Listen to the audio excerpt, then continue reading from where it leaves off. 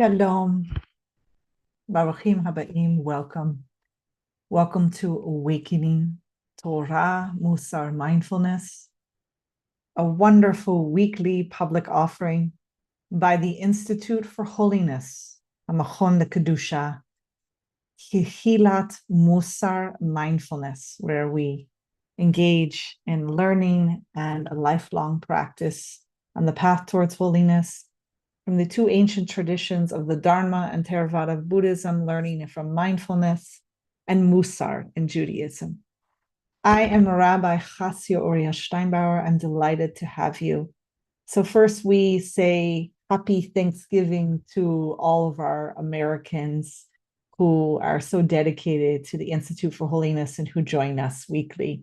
We hope that you are enjoying your gratitude and time with family and friends. And if you aren't with family and friends, may you take refuge with us tonight in this practice. So normally we meet Motzei Shabbat or on Sunday after the Torah portion that we're going to cover together. But as you all know, we are in the middle of quite difficult times here in Israel.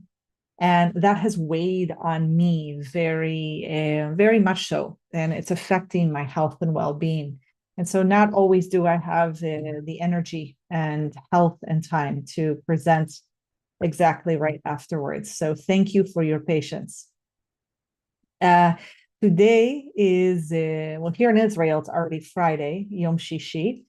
But over in North America and Canada, where we have many people join us, it is Thursday, November 23rd. Today in Israel, it's Friday, November 24th, 1:14 in the morning.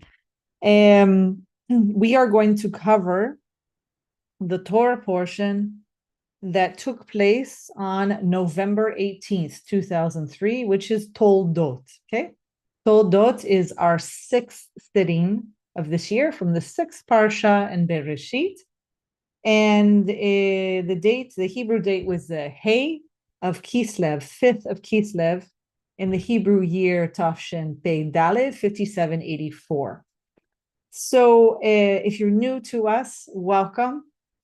Jump in with both feet. We will cover the weekly Torah portion from the perspective of Mussar mindfulness for us to learn the most from our ancestors and from God. Before we begin, we always share our kavanot, our intentions for this practice, which has been the same kavanah for the past 2-3 years. I'm going to add another element here from one of our donors, actually, in honor of Sarah. Her Hebrew name is Sarah.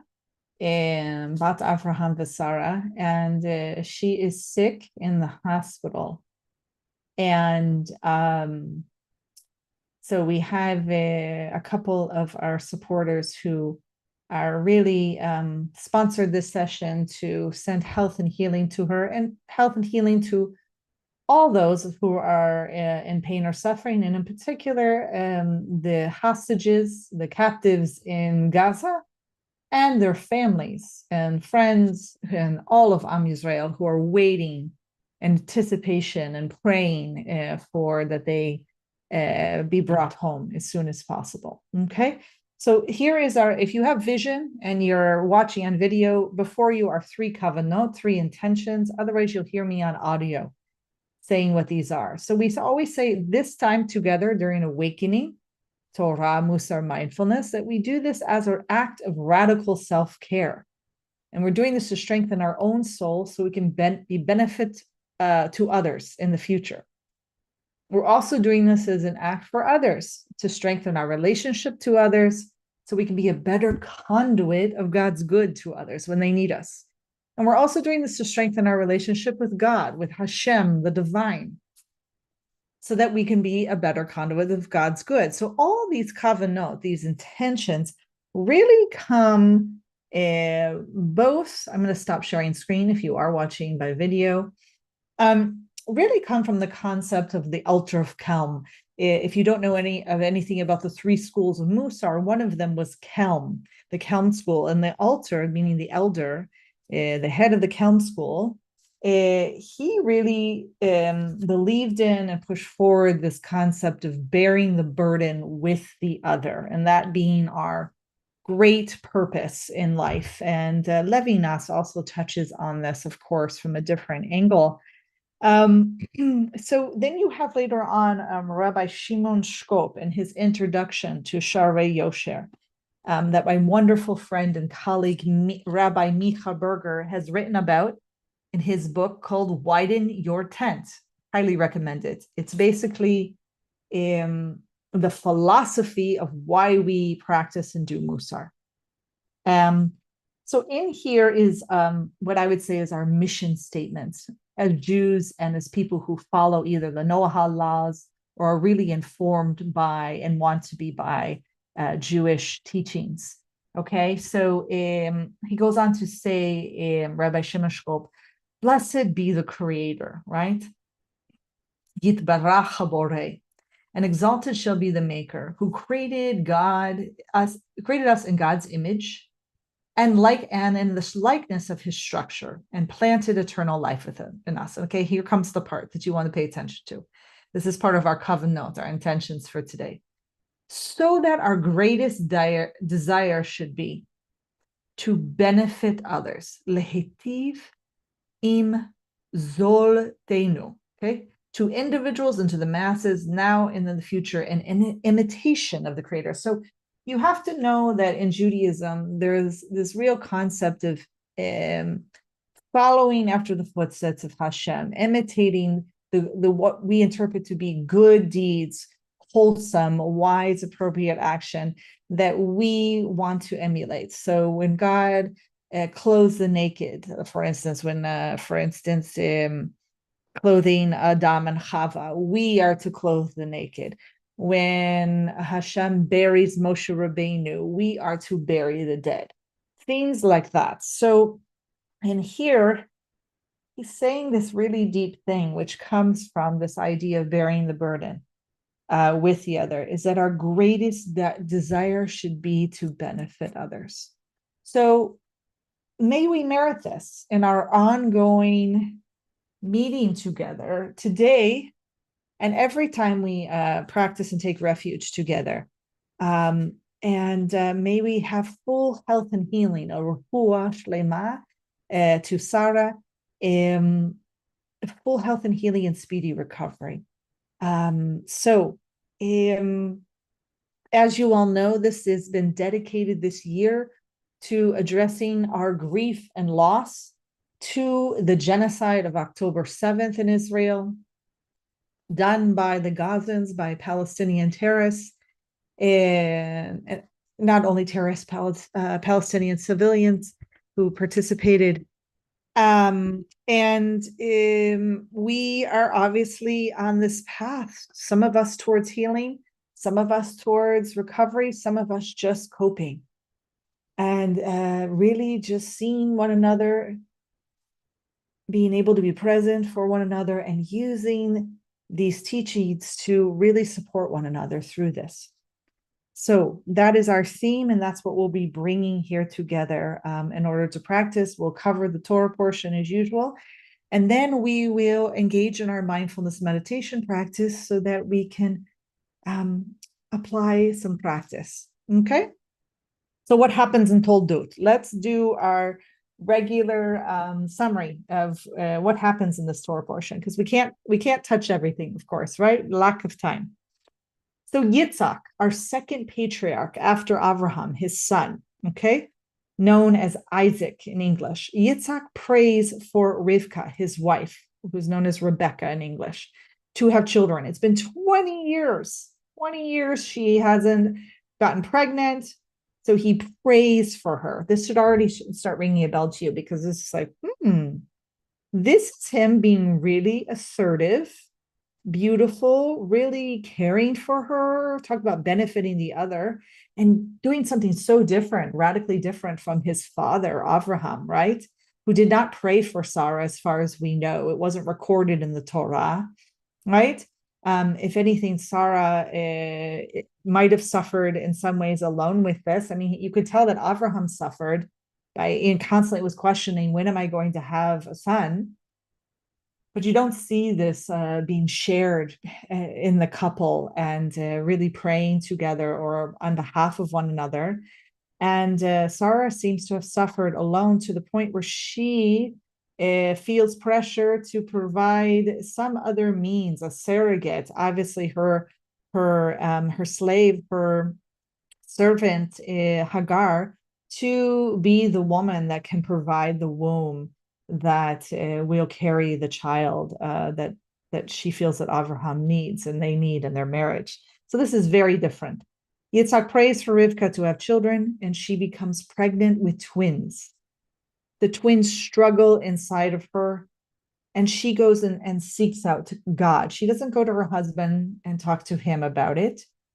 She goes to seek out God of why she's having this pain and fear and struggle inside of her. And God tells her this is because there are two nations within her, right?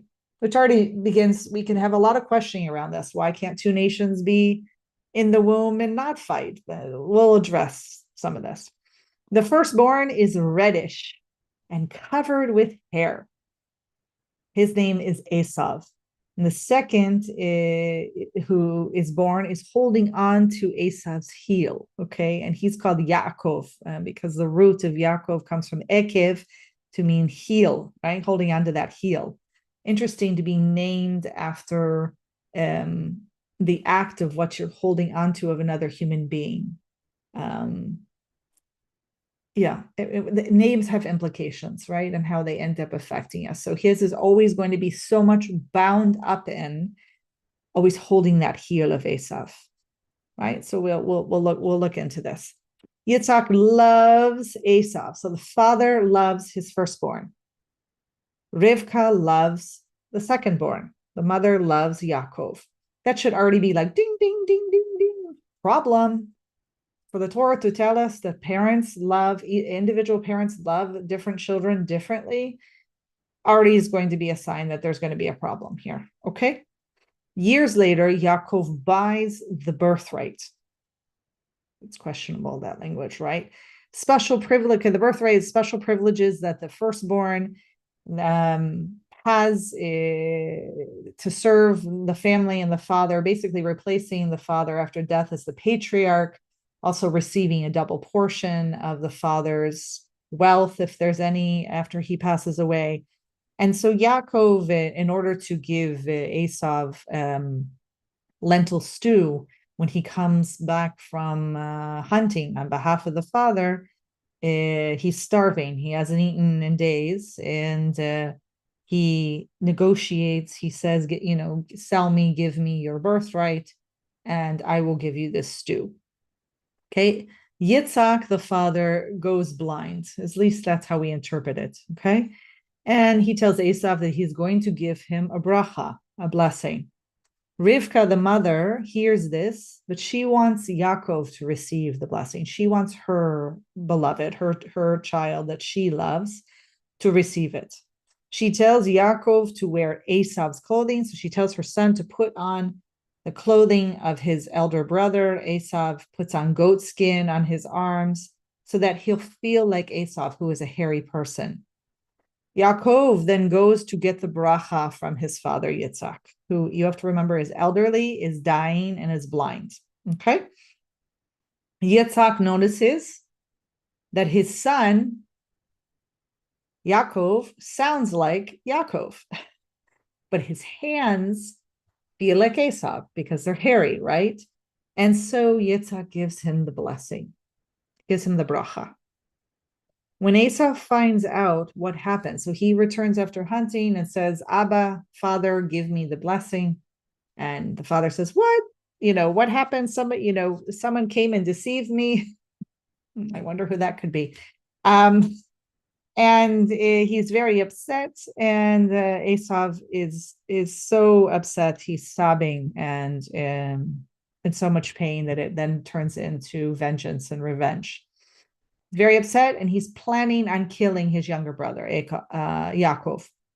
And the mother, Rivka, hears this, what Esav has said, and she's deeply, she's fearful. So she goes and tells Yitzhak, we got to send Yaakov away in order to get a wife. She doesn't tell him we have to send him away because he's going to be killed by his older brother. She deceives also and makes up this story. Okay, so there's a lot going on here. I'm going to give you a little bit more summary, and then we're going to move in, which is this whole Torah portion, Toldot, really is the second series in the whole patriarchal narratives, right, of who we have as patriarchs. We have Abraham, Yitzhak, and Yaakov. And so this is a section on Yitzhak, okay? And everything about him is exceedingly sparse, essentially, and much what that is preserved, like his birth, his circumcision, the akedah, meaning the binding of him, where he was going to be offered as a slaughtered as an offering to Hashem, because Hashem, God, commanded that of Abraham. And then his marriage, all these data on him, essentially data points, is really integrated and into the biography of Avraham, his father. It's really about Avraham, all these touch points, right? They're about his experience of Yitzhak, his experience of Yitzhak's birth, his experience of Yitzhak's circumcision, his experience of the Akedah, his experience of sending off his servant to get a wife for Yitzhak. All right? And basically, there's not much that's really his own narrative, and nothing is actually recorded in the first 20 years of his marriage. So the only things that we have are isolated events where he has to deal with some of the natives of the land and sharing the space in the wells or not.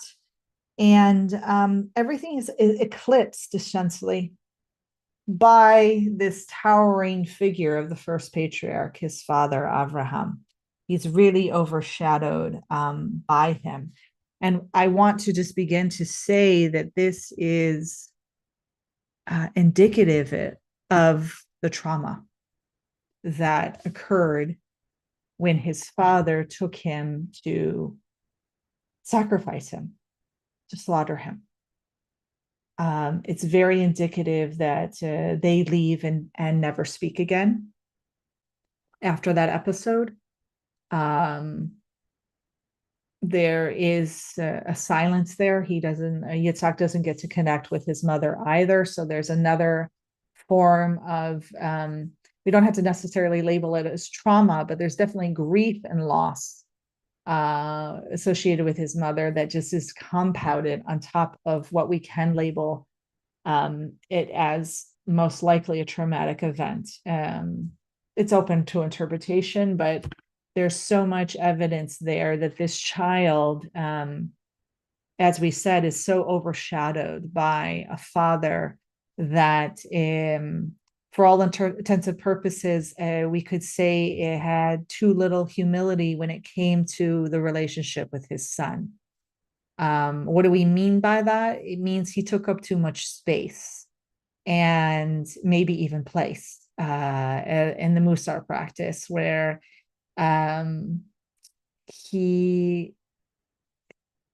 it's almost as if the child doesn't know who he is yet and hasn't fully developed and formed. And all the responses of Yitzhak, there's some key elements here. So Yitzhak's name is actually bestowed by God, by Hashem, and it's not changed. Like everyone else who gets a name change, like Avram becomes Avraham, and Yaakov ends up becoming Yisrael.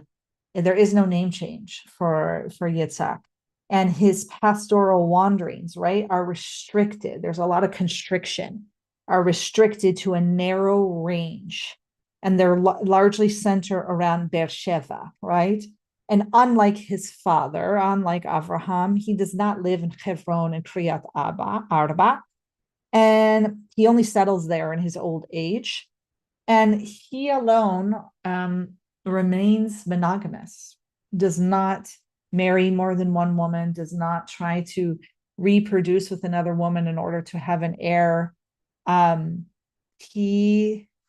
his world went like this after the Akedah.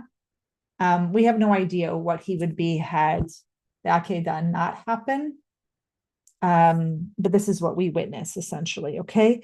He's also the only patriarch to engage in agriculture. And I touched on this last week because there's a tikkun there. Like after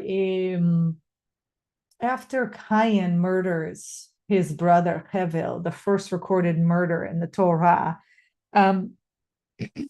he is forced to wander, and he's lost his privilege to till the land and be someone who is of the land and works with the soil, right?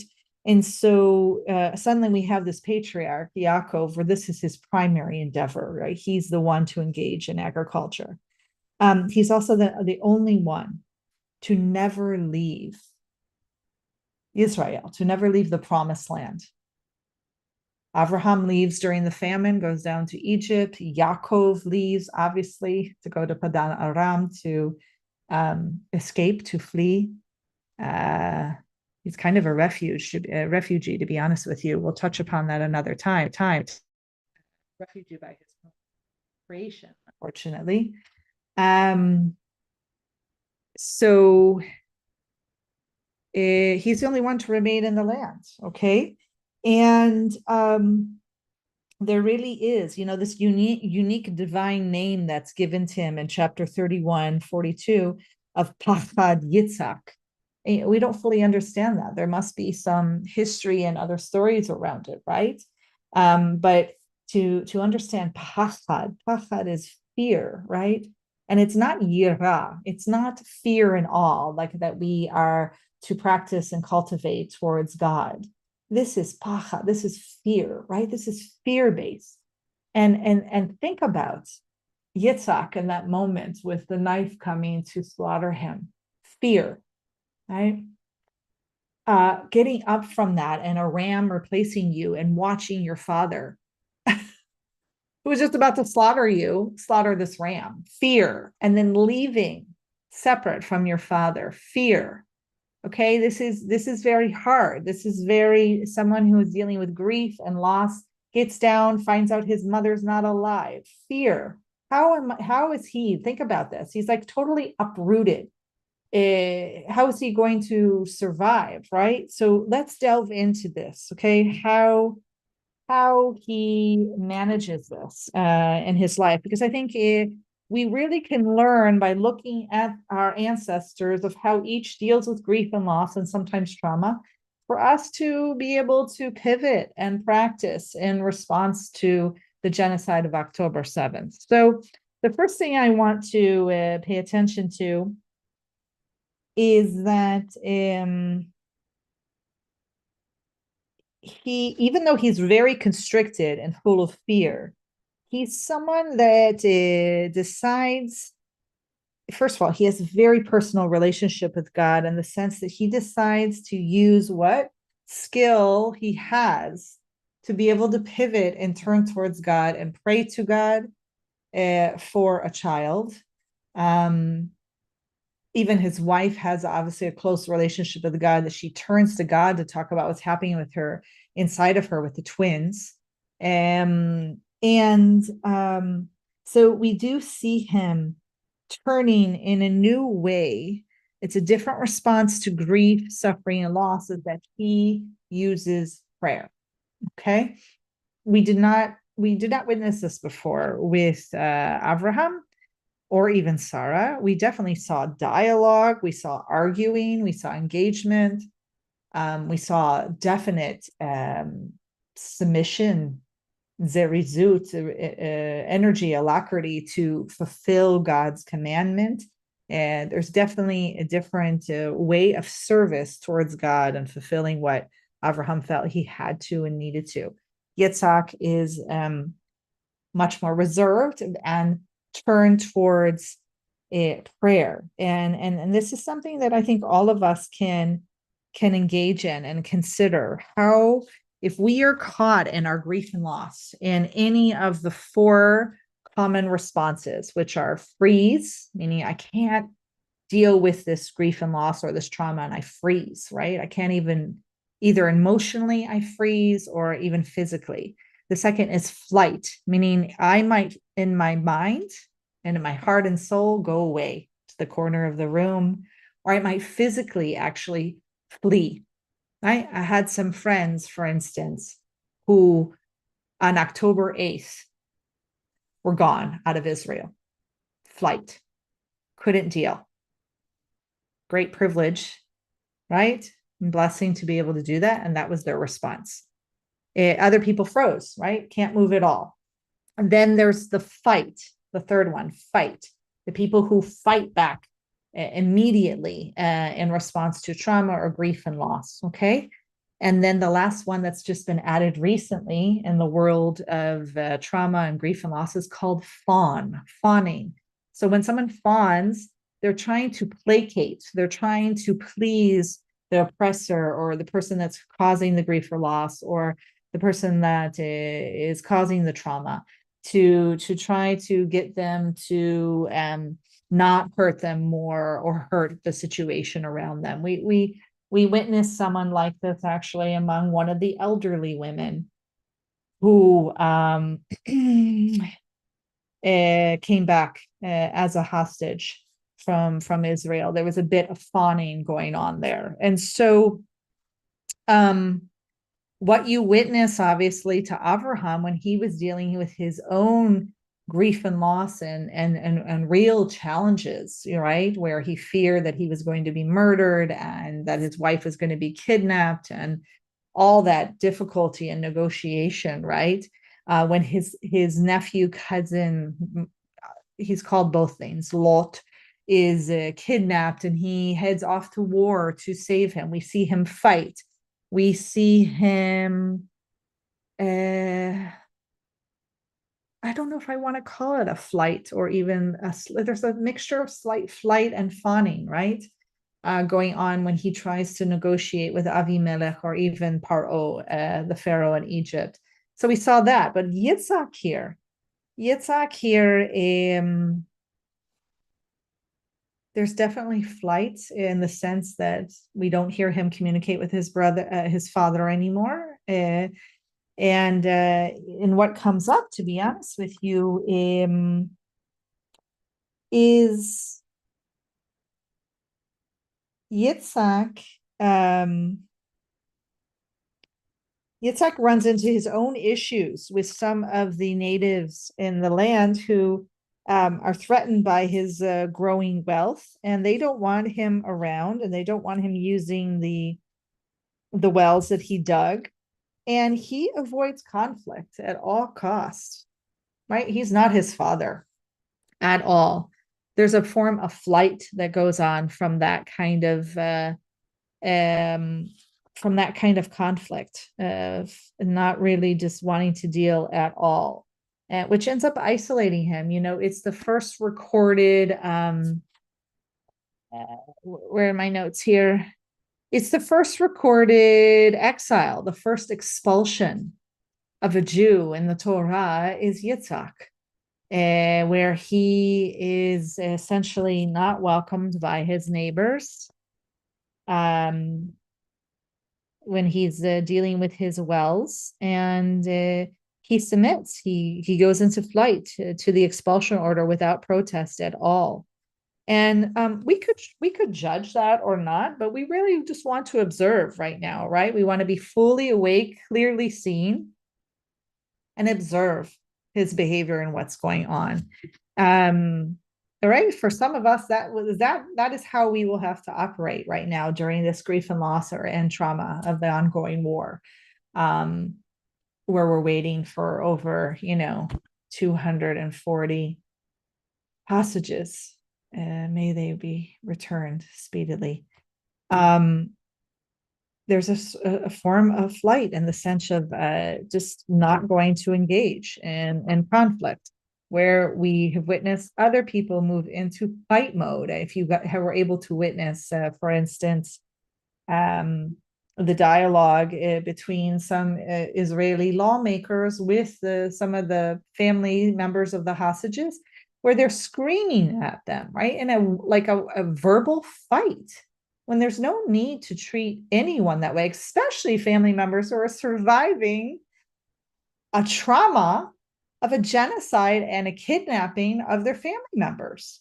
It's shocking, right? It's that behavior is shocking. So we're witnessing the whole realm of this. Okay. So what more do I want to say to you? I want you also notice Rivka's behavior. Okay.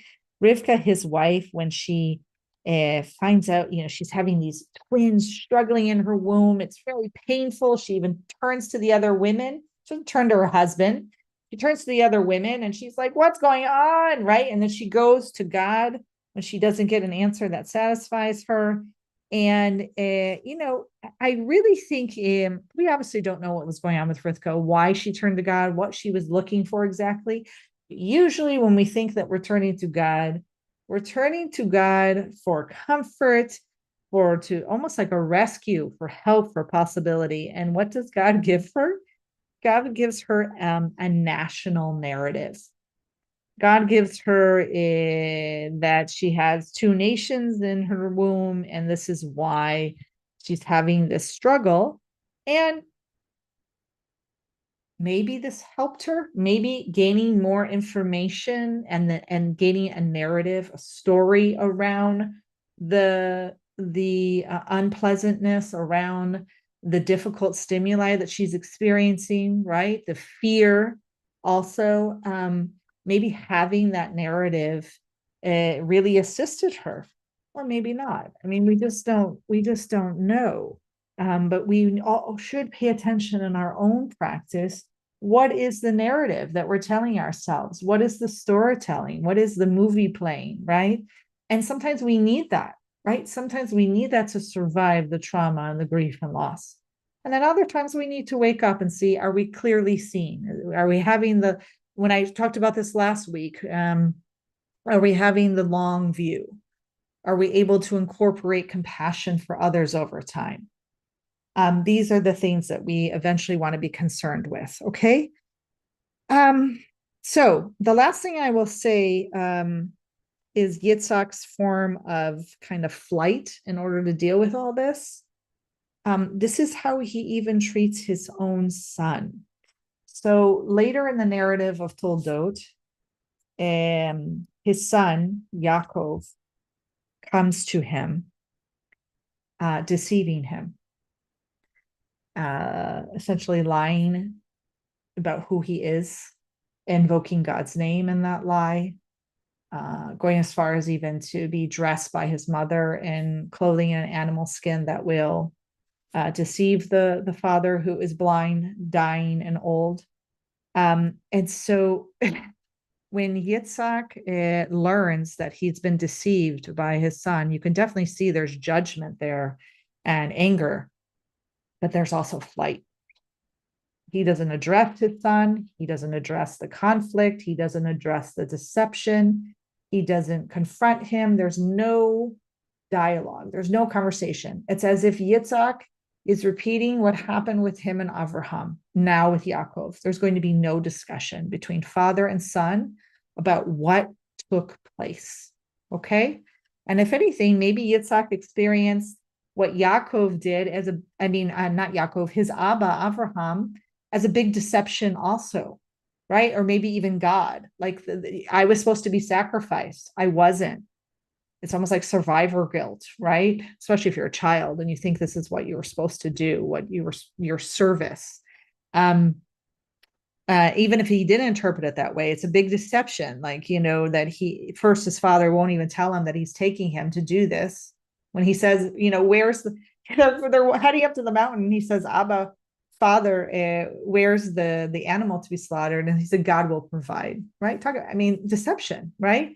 And so this is Yitzhak. This is what he's learned. This is what he's seen from his own father, who also hid and possibly lied, but definitely hid from Sarah that he was taking their only son to sacrifice him. She ends up dying afterwards. We don't know if it's in reaction or response to it. We assume that in Midrashim, in our tradition. So this is Yitzhak's MO. He has learned, meaning modus operandi, how he behaves, how he's learned to function and operate in response to grief, trauma, and loss. Okay, so he goes into flight. So this is what he's done with Yaakov, gone into flight. He doesn't address what the deception is. He doesn't address him. That's it. Okay. So talk about deception. We're now going to start seeing a pattern, unfortunately, in the Torah. And we all need to keep this in mind, because who do we spend the majority of our lives with? Which is family, right? And nobody likes to talk about this, but who can cause the most harm and suffering often in our lives are family. Not all the time, obviously, right?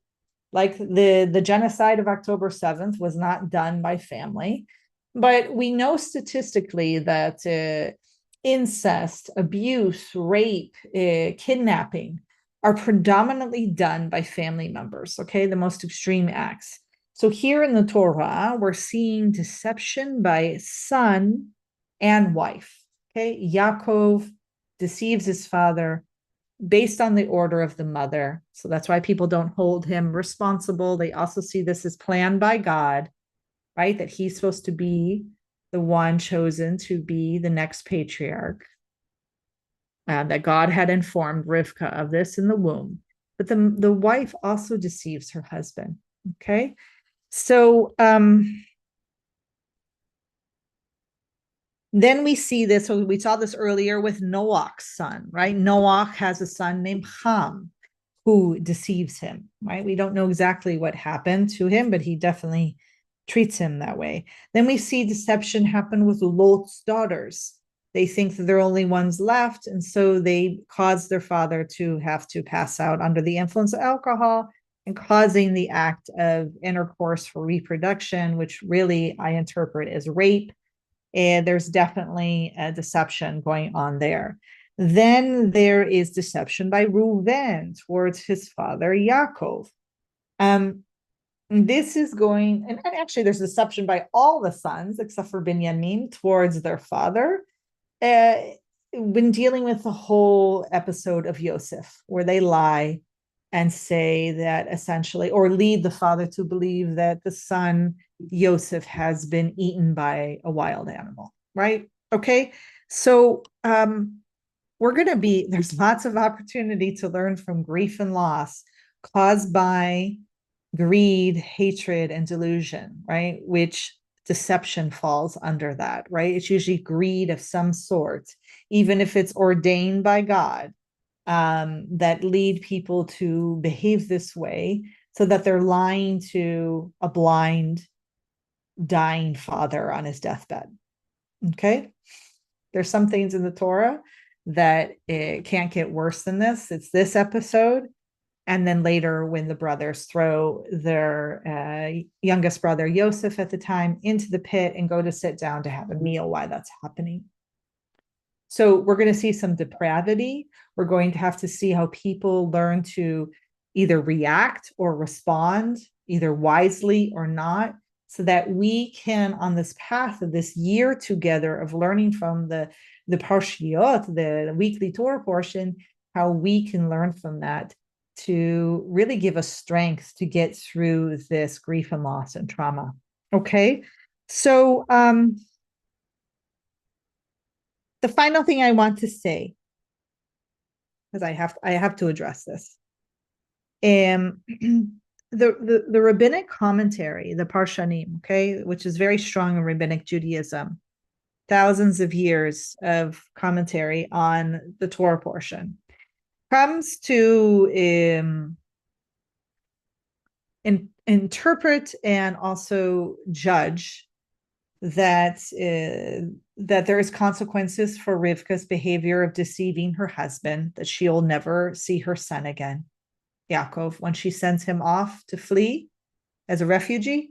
She'll never see him again. So there's this concept in the Torah, which is very similar to the concept of karma, the law of cause and effect in the Dharma, that you behave a certain way, there are going to be consequences, meaning there are consequences for all behavior. That's the way it's seen. But sometimes, obviously, if we're doing unwise, unwholesome behavior that's causing harm and suffering, there is consequences for that behavior. We might not actually see the consequences right away, but it will be there. And so Rivka, the rabbis choose to see that her not seeing her son ever again after she gets him to flee is part of this consequence, this cause and effect. We'll also see that interpretation for Yaakov's behavior, that he deceived his blind, aging father on his deathbed, and he will be deceived over and over again. He'll be deceived by Lavan, his essentially, I kind of want to call him a surrogate Abba, a surrogate father. Really, he's his uncle that he has to live under as an indentured servant, almost a slave. He's deceived by him over and over again. He's deceived by him when he goes to marry. He wants to marry his beloved Rachel. Instead, it's Leah who's there. He's deceived just over and over. Okay, so they see that as the effect from his behavior, right? The cause of that. So the other thing that they say that I have to speak out against is that they say that Yaakov's love and affection for Esau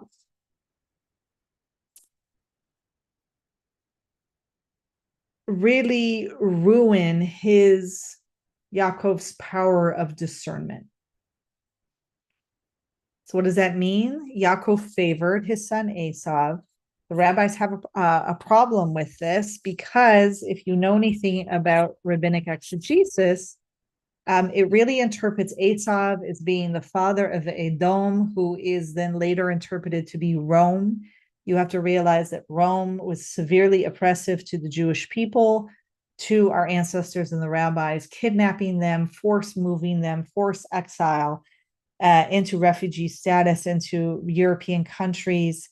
And the rabbis do not look kindly in reactivity to this trauma and grief and loss. And so therefore, they don't interpret Esau well at all, even though today we might read this text and its pashat and its plain form and be able to see positive, pleasant, even neutral things about Esau, in addition to finding things problematic about Yaakov, which often is not there. It is there some. So they go on to feel that Yaakov's affection and love for Yaakov really ruin his power of discernment, that he's not able to see Esau for what he is. I want to question this deeply because I think that perhaps his affection for Esau allowed him to see him exactly as he needed to be seen, to love and appreciate him, to not vilify him or find something wrong with him or only see what's problematic or negative. They think it's only that his affection is about the food that Esau brings to him, that he goes and hunts and brings back great game for his father. But I think there's something more there, right? I think Yitzhak has a real sensitivity based on his own trauma and grief and loss towards those who are less favored, who may not be the ones that are as desirable in the family, right? Maybe even feeling that himself was rejected, not as favorable, right? That his father ends up not slaughtering him, that his mother has passed away when he goes down to find her. So he is able to have this relationship with the child that in some ways gives him energy in life, right? And I just don't think his affection ruins his power of discernment. I think we need to reinterpret this essentially. And I think his behavior might be teaching us something, right? When we can still love and appreciate someone who obviously is imperfect, right? We all are. the final thing I will say is maybe we should start actually applying this, saying maybe it was Rivka's affection towards Yaakov that ruined her power of discernment, right? And perhaps it was her ill will towards Esav that ruined her power of discernment. And perhaps it was her greed that it be Yitzhak, that be the next patriarch, that ruined her power of discernment, so that she would behave in an unethical way, that she would deceive her dying husband.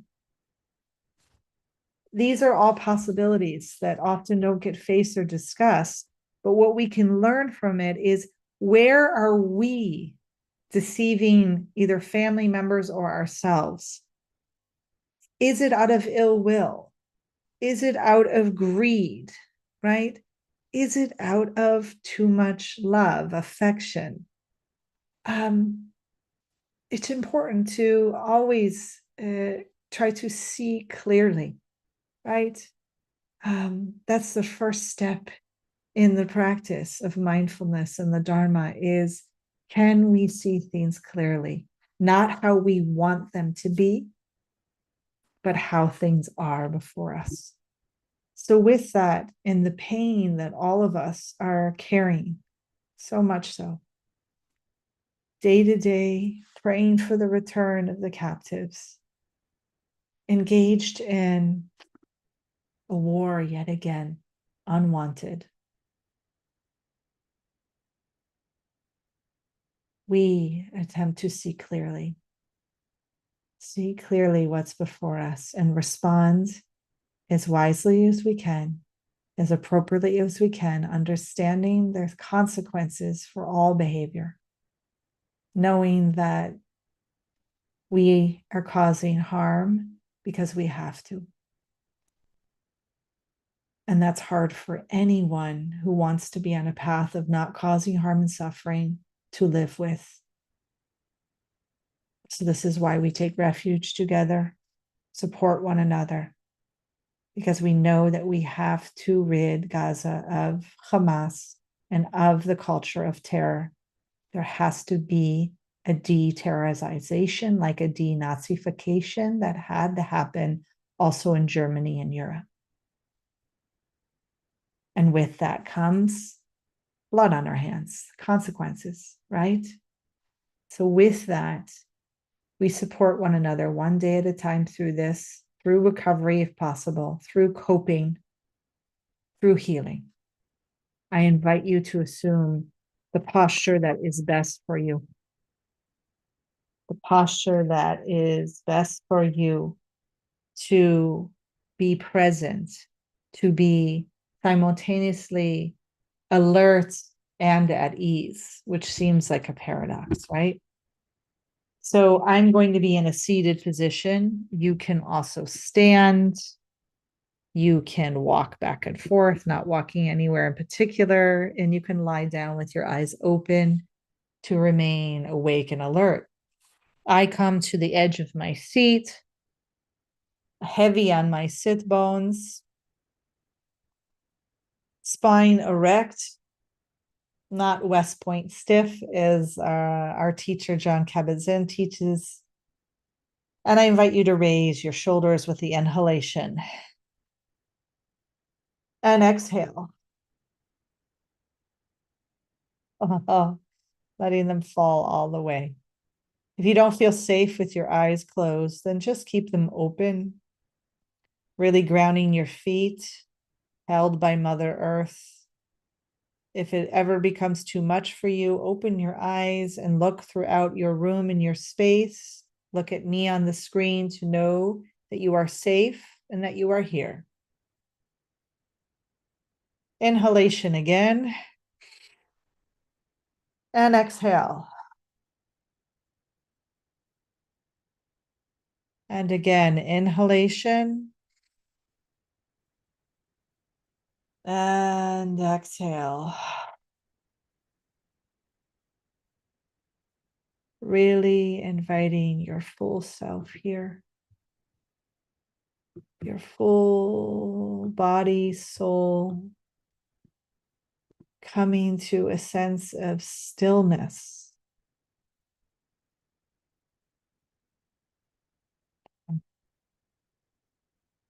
Inviting ease as much as you can.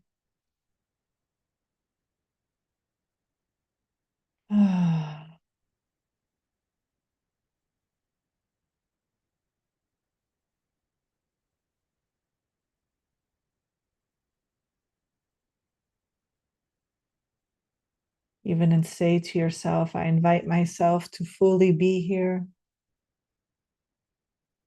to be present, to be with my breath. No need to control the breath anymore. Just inhalation, exhalation, allowing it to fall to its own natural rhythm.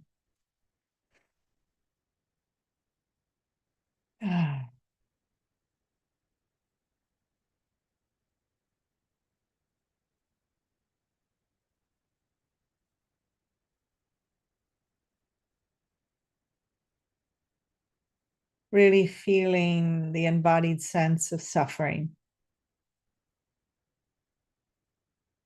The embodied sense right now that you're anticipating the return of some of the hostages. It may feel too much to bear to really feel that. Where is it located in the body? How does it feel?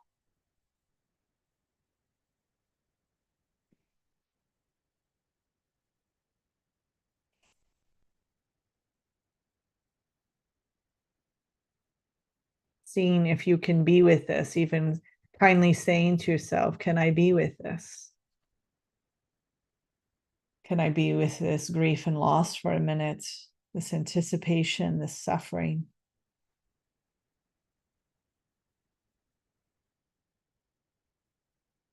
Acknowledging right now that we are going to attempt to bear part of this pain together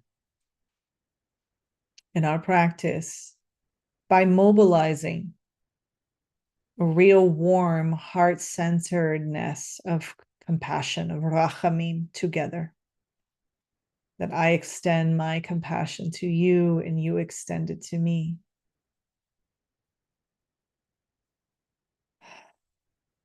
Really knowing that we can attempt to stay centered, that you are still here with me right now, breathing and grounded.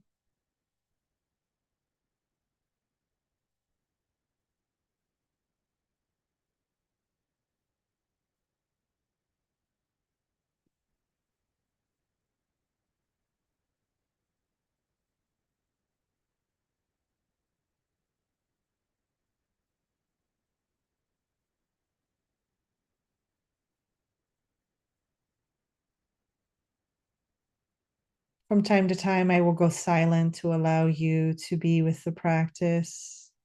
It is normal for the thoughts to wander.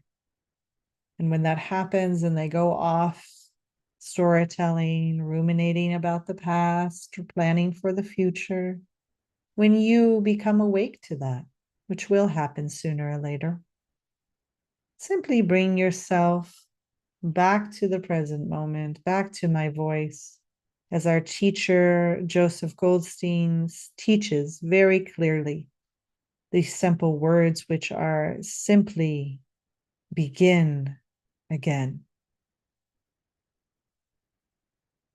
Simply begin again, bringing yourself to this present moment, to your breath and to my voice, knowing that we can attempt to be together with quiet, tender eyes and an open heart.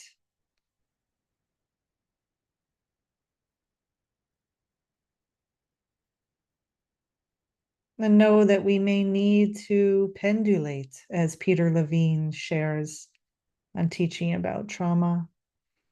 We may need to swing in to this meditation, be present, and swing out, swing back, away. And you can trust that over time in taking refuge together in this practice, that we will become more able to just swing in and stay. but maybe not today, and that's okay.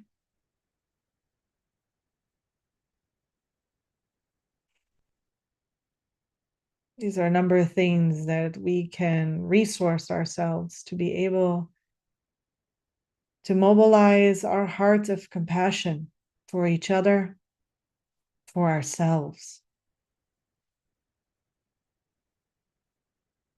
Tune in to your internal sensation right now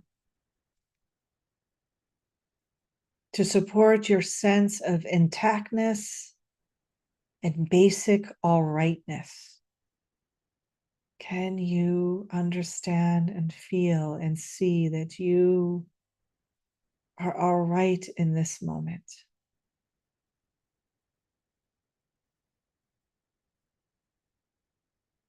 Can we be being?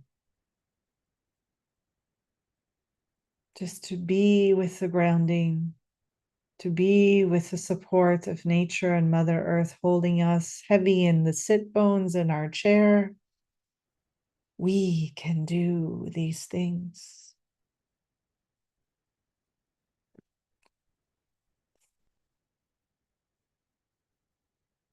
And bringing again and again that tender, sweet, kind supportiveness to ourselves. Even if we have internal resistance or resistance of others, knowing that sometimes there's so much cultural or socialization that is pushing against us. But here, right now, we can be sweet and tender towards ourselves. And the more horrible it is, like our genocide of October 7th, the sweeter we need to be to ourselves. Tender, persistence, and warmth and loving kindness. You may want to put your hands on your chest, even rub it, offering a moment of tenderness. Very important factor in loss and grief.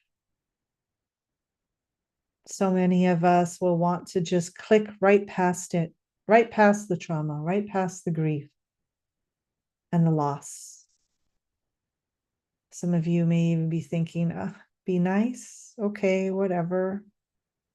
But it's so fundamental to our daily coping, our daily healing.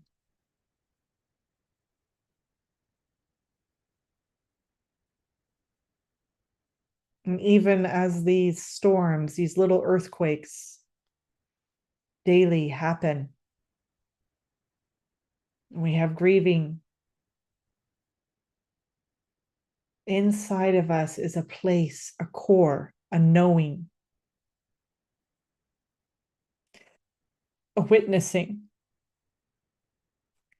that even 1/10, maybe even 1% of us is not invaded, is not swept away, is intact, is all right. Be with the all rightness right now. Turn towards that part of you. Tracking the simple, direct evidence of your body, of how embodied this all rightness is in your breath. Feeling the inhalation, feeling the exhalation.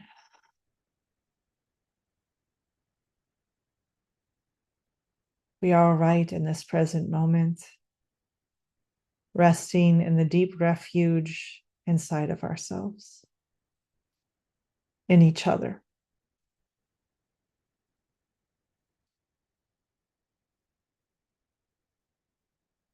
Returning to this, building up a sense of it, knowing it. Being here with the direct experience of this right here and right now.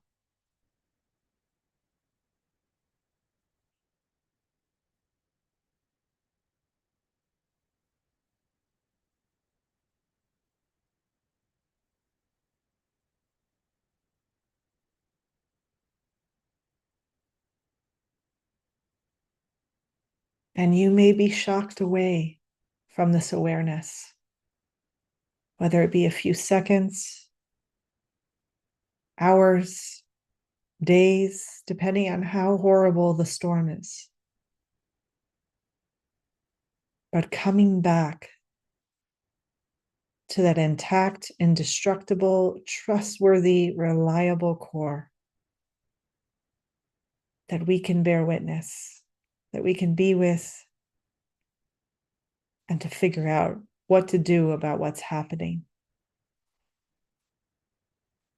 This is fundamental to our practice, to our healing, to our coping, to our recovery.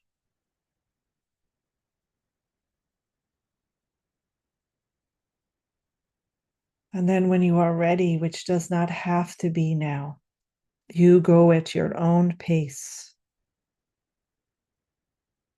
Part of the deep foundational practice of self-compassion is that mindfulness of where we are, being so kind to ourselves, and then tapping into the shared humanity, feeling that our suffering is part of a larger world of suffering. And obviously, there's more to the world than just suffering, but we are part of the natural process. Because we care, we grieve.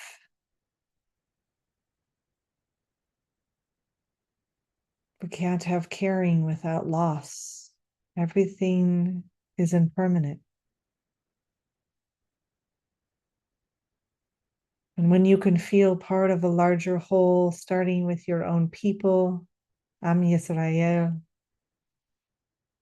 starting with your fellow citizens, moving out to all the Jewish people all over the world and all of our allies, knowing that you are in a web of life, that all of us suffer, grieve, love, and lose.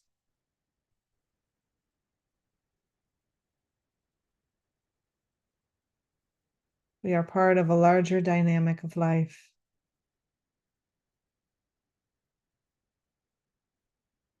This will be part of our ongoing coping, is to tap into this shared humanity when we are ready.